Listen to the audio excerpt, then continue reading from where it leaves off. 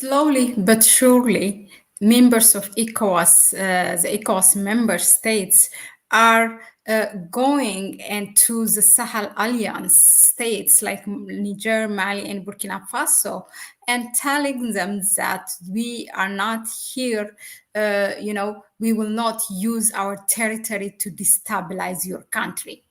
Now, Nigeria's chief of staff, the defense chief of staff, has visited Niger and he has met his counterpart. And he told his counterpart, the Nigerian chief of staff, that Nigeria will not be used to destabilize Niger or any of your neighboring countries. That's like the Sahel states, Burkina Faso and Mali. Hello, I am Mahlet, Ayele, your host here at Connect Africa. Now, I'm going to share a video with you, his arrival and how he was welcomed by Nigerian officials in the Niger Republic in Niamey. Okay, this is really a groundbreaking move from Nigeria, who laid that military intervention. Bola Tinubu was the president and still the president of the chairperson of ECOWAS, and it was the main country that has been, playing a big role, trying to intervene militarily in Niger and closed all the borders, air, sea, land, and even tried cooperated to escape, to take out the ousted president Mohamed Bazoum and worked with France. What not? Nigeria did everything, cut out electric power, the supply of electric power from Niger. They have done a lot of things against Niger, but here they are now. The last time we heard, this is now the second one, what we heard is from a non-Sahel Alliance states, but still member of ECOWAS, who came and promised that their country will not be used to destabilize this Sahel states. Is that the president said that, and Osman Sonko, the prime minister, was there a couple of weeks ago in Mali, and he said Senegal will not be used to destabilize the Sahel states. So that's what he said. Now Nigeria, and it makes it really, I will not be surprised if it's Togo or anyone, but it's really interesting that we are hearing this from Nigeria. I mean, always you can check and what is the motive behind this, what for Nigeria, what is it looking for? Because still Bola Tinubu, we can say that he continues to be used by the imperialists, but maybe the protests that arise now in the Dangote refinery saga,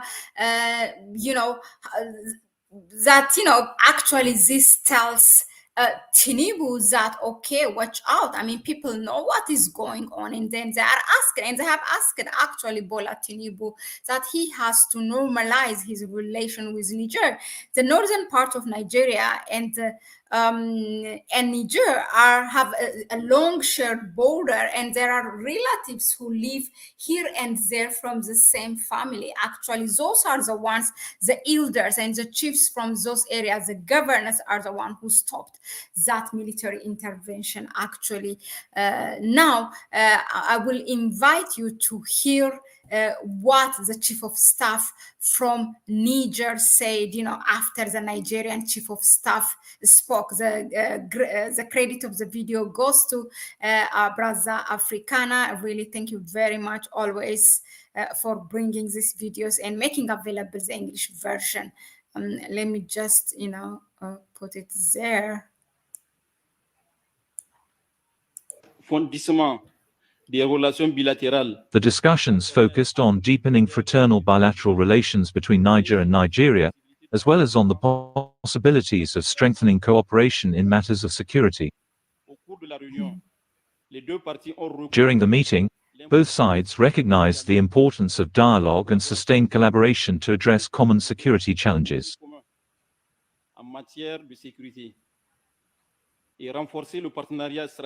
and to strengthen the strategic partnership between Niger and Nigeria. They stress the need to maintain and expand existing cooperation, including joint military operations, intelligence sharing and tactical coordination.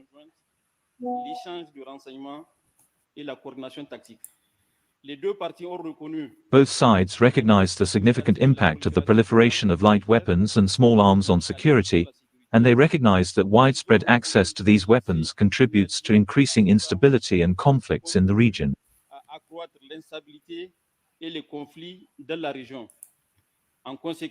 Accordingly, they agreed to intensify their efforts to stem the illicit flow of small arms and light weapons. By committing to collaborate through initiatives to strengthen border security and support regional and international efforts to control and reduce the spread of these weapons.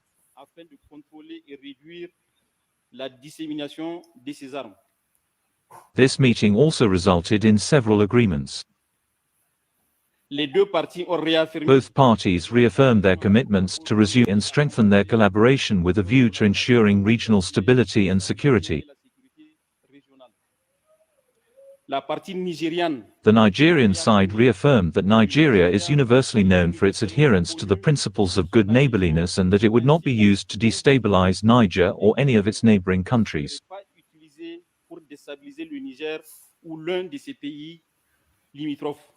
The Niger side affirmed its readiness to resume active participation in security cooperation within the framework of the multinational joint force.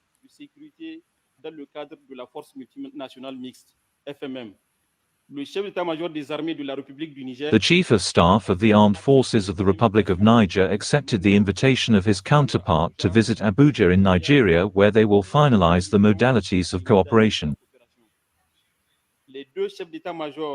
The two Chiefs of Staff of the Armed Forces also agreed to set up a consultative group composed of the two parties to discuss various issues of mutual interest and maintain a permanent dialogue between the two armies.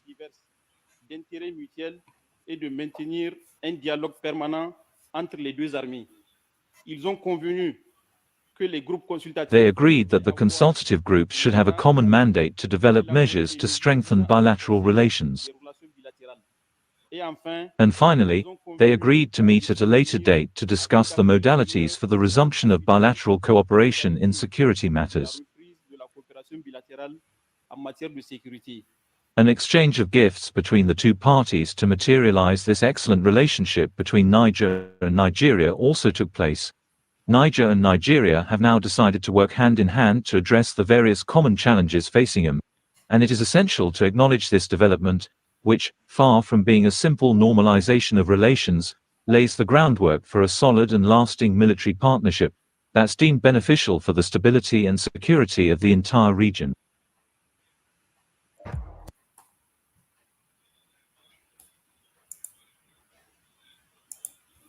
So yeah, that's really an interesting development from Nigeria, and it's something that needs to be encouraged. And I'm sure other ECOWAS member states will follow this step and normalize their relation, whether it's militarily, economically, socially. It has to be encouraged. Okay, they have left the Sahel Alliance states, they have left the ECOWAS, and they shouldn't be forced to come back. But people live together, so for that sake, leaders have to make maximum effort to normalize relation with this states, Burkina Faso, Mali, and Niger, and continue to allow the free movement of people, goods, and services. That is, I think, the only way that works. Thank you very much again for tuning in. Hello, Dejuma. Thank you. Has been a while. That would be good if you start to do,